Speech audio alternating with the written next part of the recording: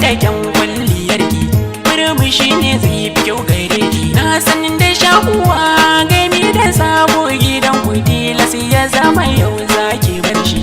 Gidan mai jinki kunki ba kamar shi, da ganin ki sai ya bada toshi. Yayi neman aure aka bashi, kin yarda kin amince dan yayi daidai da ra'ayin ko cikin dubu shi zaki nuna. Muhalli ɗaya yanzu za ku zauna, da gaskiya ake zaman amana, sirrukan junan kar ku tona.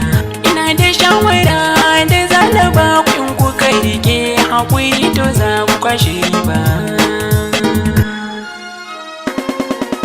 Mai yakin aido da leshi, mai hannu da kunshi, ya mai jiki da kamshi, gidanki ga gilashi, bikinki ba kamar shi, dan an kawata shi, kamar ya sai ki tashi, angonki yayi nuni, zo gaba gare ni, ku kara min yakini, bana ku yi nuni, kun wucewa raini, kamar kyaukunsa babu, kima kamar sa babu, haɗin ku babu aibu, ba ku kama gaibu, ku yi riko da ragu, ku kaurace wa sugu, yi soyayya hubu.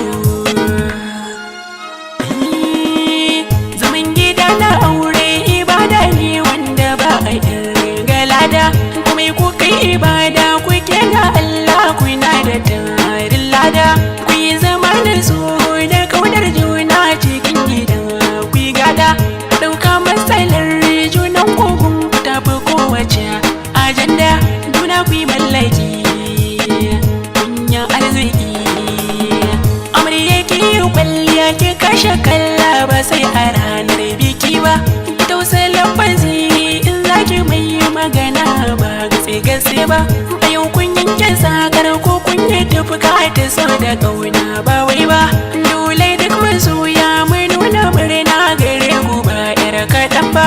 Yau ranar biki ina kirjin biki, kawar amarya zan so ke zo da liki ke makar abarki baya, ina babban abokin ango ka zo kai makar abarka baya.